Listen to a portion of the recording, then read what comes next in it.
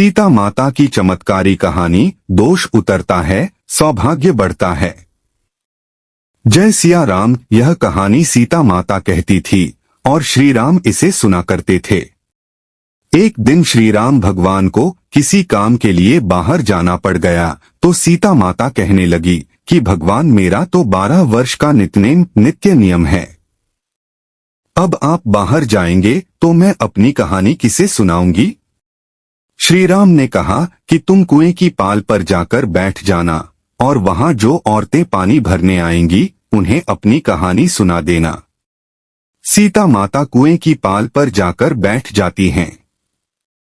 एक स्त्री आई, उसने रेशम की जरी की साड़ी पहन रखी थी और सोने का घड़ा ले रखा था। सीता माता उसे देख कहती हैं कि बहन मेरा 12 वर्ष का नित्यनेम सुन लो। पर वह स्त्री बोली कि मैं तुम्हारा नित्यनेम सुनूंगी तो मुझे घर जाने में देर हो जाएगी और मेरी सास मुझसे लड़ेगी। उसने कहानी नहीं सुनी और चली गई।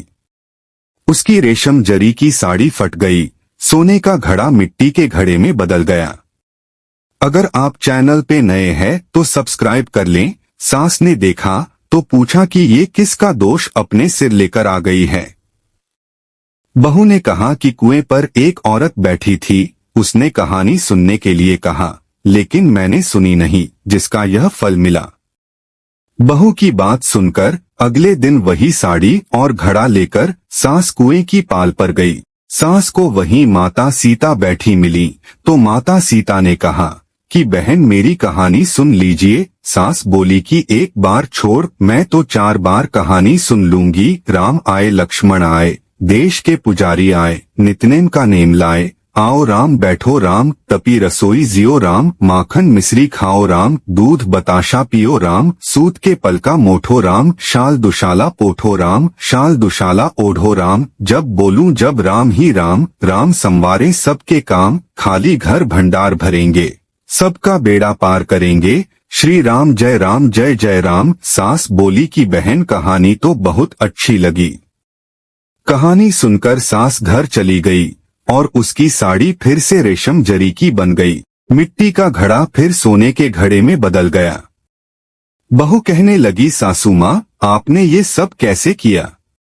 सास ने कहा कि बहू तू दोष लगा के आई थी और मैं अब दोष उतार कर आ रही हूँ। बहू ने फिर पूछा कि वह कुएं वाली स्त्री कौन है?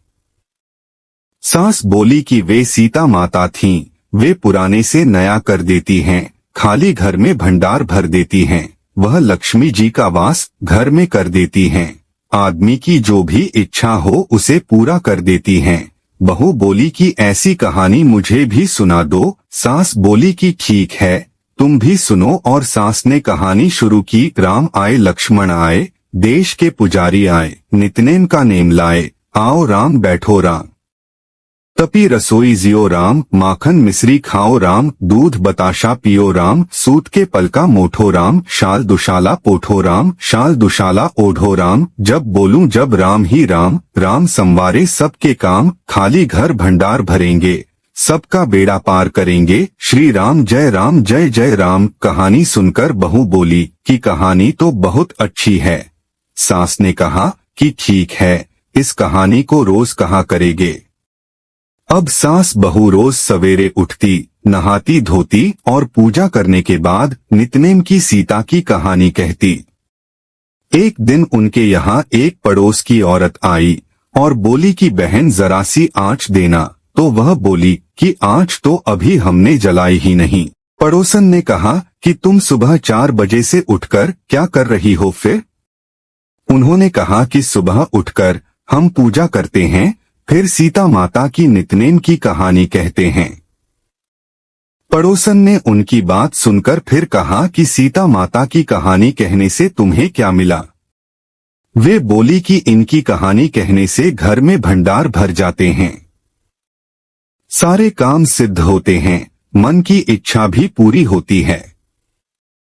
पड़ोसन कहती है कि बहन ऐसी कहानी तो मुझे भी सुना दो फिर।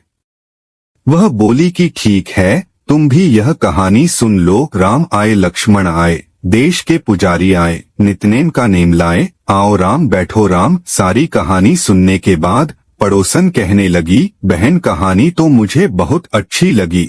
अब वह पड़ोसन भी नितनेम सीता माता की कहानी कहने लगी। कहानी कहने से सीता माता ने पड़ोसन के भी भंडार भर दिए। अब तो पूरे मोहल्ले में नितनेम की कथा चल पड़ी। हर किसी की मनोकामना पूरी होने लगी। हे सीता माता, जैसे आपने उनके भंडार भरे, वैसे ही आप हमारे भी भंडार भरना। कहानी सुनने वाले के भी और कहानी कहने वाले के भी जय सिया राम। कहानी अच्छी लगी हो तो प्लीज लाइक एंड शेयर, और अगर आप चैनल पे नए हैं तो सब्सक्राइब जरूर कर लें और कमेंट बॉक्स में जरूर बताएं कि आपको कहानी कैसी लगी। धन्यवाद।